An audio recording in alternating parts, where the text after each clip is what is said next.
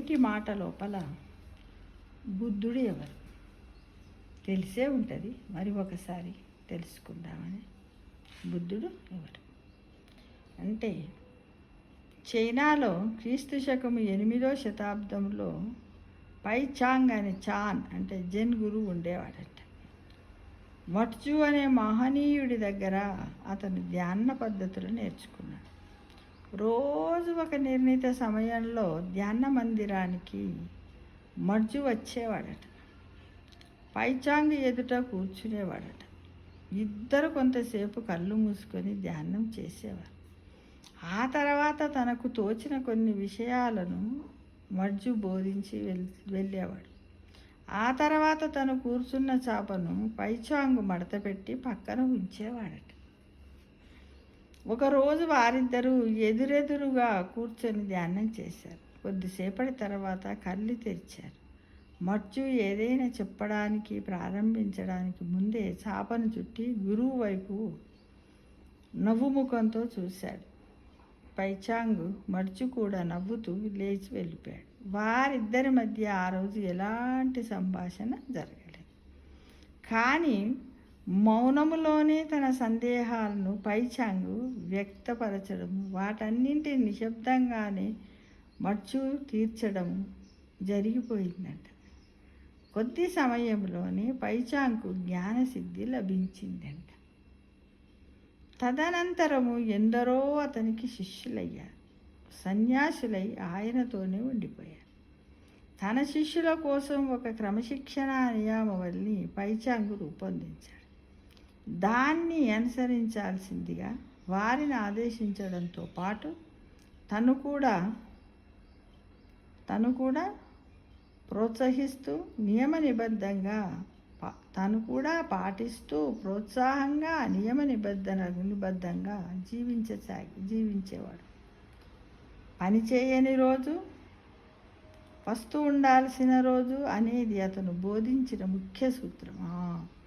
పని చెయ్యని రోజు, మనం పని చేయకుండా ఉంటాం కదా, మరియు పస్తు ఉండాల్సిన రోజు. పస్తు అంటే ఎలాంటి ఆహార పదార్థాలు తీసుకోకుండా ఉపవాసంగాను దాన్నే పస్తు అంటాం అనేది అతను బోధించిన ముఖ్య సూత్రం. పైచాంగ్ అతని శిష్యులు దాన్ని తూచా తప్పకుండా పాటించేవారు. ఒకసారి ఒక సన్యాసి, మహాశయ, బుద్ధుడు ఎవరు అని పైచాంగ్ను ప్రశ్నించారు. వేరే ఎవరైనా అయితే గౌతమ బుద్ధుడు ఎప్పుడు, ఎక్కడ, ఎవరికి జన్మించాడు, ఎలా జ్ఞానసిద్ధి పొందాడో, ఎవరికి ఎప్పుడెప్పుడు ఏది బోధించాడో మొత్తం చరిత్ర వివరించి ఉండేవారు. కానీ పైచాంగు నువ్వెవరు అని ఆ సన్యాసిని ప్రశ్నించాడు. ఈ ప్రశ్నకు సమాధానం కనుక్కుంటే బుద్ధుడెవరో నీకే తెలుస్తుంది అన్నాడు. అలా ఆ సన్యాసి అంతర్ముఖుని చేసి బుద్ధత్వాన్ని కనుగొనే మార్గాన్ని సూచించాడు. కొన్నేళ్లకు పైచాంగు వృద్ధుడయ్యాడు. ఒకరోజు అతను ఉపయోగించే పరికరాలన్నింటినీ శిష్యులు అతనికి కనిపించకుండా దాచిపెట్టారు. ఎవరికి కనిపించకుండా? పైచాంగ్కి. ఈ విషయాన్ని గ్రహించిన పైచాంగ్ ఆ రోజు ఏది తినకుండా మొండికేశాడు. చివరకు శిష్యులు ఆ పరికరాలను తెచ్చి అతని ముందు ఉంచారు. వాటితో కొంతసేపు పనిచేసిన తర్వాతనే అతను ఆహారం తీసుకున్నాడు.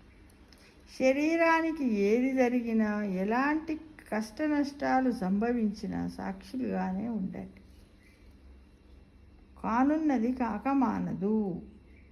జరిగేదాన్ని జరగనివ్వండి.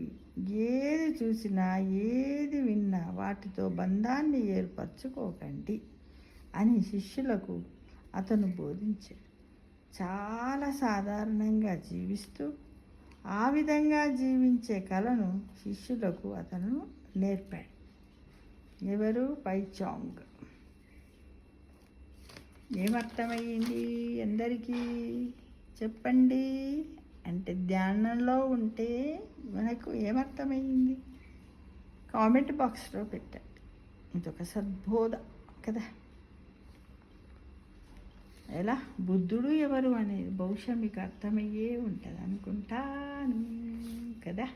అంతే కదా. ఒక్కసారి కామెంట్ బాక్స్లో పెట్టండి మిత్రమా. ఓకేనా? Thank you for watching.